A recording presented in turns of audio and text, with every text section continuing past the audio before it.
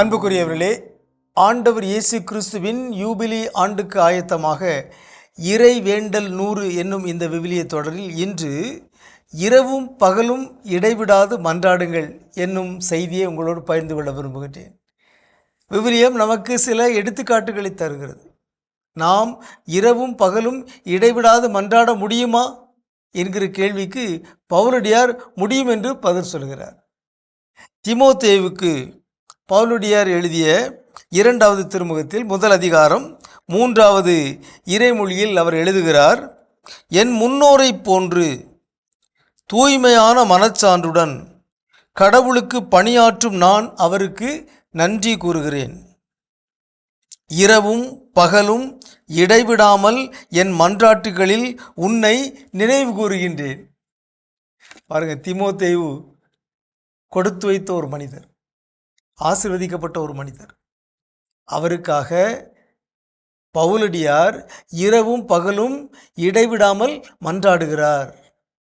இரவும் பகலும் இடைவிடாமல் என் மன்றாட்டுகளில் உன்னை நினைவு கூறுகிறேன் என்று ஒரு மனிதரை பற்றி பவுல் சொன்னார். அந்த மனிதர் பேறு பெற்றவர், பவுலடியாரும் பேறு பெற்றவர். ஆகவே அன்புக்குரியவர்களே, நம்முடைய வாழ்வில் நமக்காக இரவும் பகலும் இடைவிடாமல் மன்றாடுகிற மனிதர்கள் இருந்தால் உண்மையில் நாம் கடவுளுக்கு நன்றி செலுத்த வேண்டும். நாம் பேறு பெற்றவர்கள். அதே போலவே நம் வாழ்வில் யாராவது ஓரிருவருக்காக நாமும் இரவும் பகலும் இடைவிடாது அவர்களை நினைவு கூர்ந்து நாம் கடவுளிடம் மன்றாட வேண்டும். நினைவு கூர்ந்து என்பது நல்ல ஒரு சொல். பவுலடியே சொல்கிறாரு, இரவும் பகலும் இடைவிடாமல் என் மன்றாட்டுகளில் உன்னை நினைவு கூறுகின்றேன். ஆகவே சில சமயத்தில் நாம் கேட்குறோம்ல, என்னை நீங்கள் மறந்துட்டீங்க. மறக்கவில்லை, இடைவிடாமல் நினைவு கூர்ந்து மன்றாடுகிறேன் என்று பவுலடியார் தீமோத்தேயுவுக்கு சொல்கின்ற அதே இறைமொழியை நாமும் சொல்வதாக இருந்தால் உண்மையிலே எவ்வளவு சிறப்பாக இருக்கும். ஆகவே இரவும் பகலும் இடைவிடாமல் மன்றாட முடியுமா என்பதற்கு பவுலடியார் தான் எடுத்துக்காட்டு. அவரே எழுதுகிறார், இரவும் பகலும் இடைவிடாமல் என் மன்றாட்டுகளில் உன்னை நினைவு கூறுகிறேன். அப்படின்னா அவர் மன்றாடுகிறார், இரவும் பகலும் இடைவிடாமல் மன்றாட. இதை 2 விதத்தில் நாம் பொருள் கொள்ளலாம். ஒன்று, இரவும் பகலும் அவர் இறைவேண்டல் செய்தார், இயேசுவை போல. இயேசு அதிகாலையில் இறைவேண்டல் செய்தார், இரவில் இறைவேண்டல் செய்தார், இரவெல்லாம் விழித்திருந்து இறைவேண்டல் செய்தார், பகலிலும் இறைவேண்டல் செய்தார்.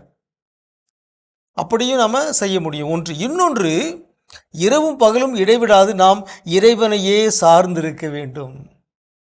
இரவும் பகலும் இடைவிடாது இறைவனோடு நாம் நெருக்கமாக இருக்க வேண்டும், ஒன்றித்திருக்க வேண்டும். நாம் என்ன செய்தாலும் இறைவனுடைய பிரசன்னத்தில், இறைவனுடைய உடனிருப்பில் செய்கிறோம், இறைவனோடு பயணிக்கிறோம்.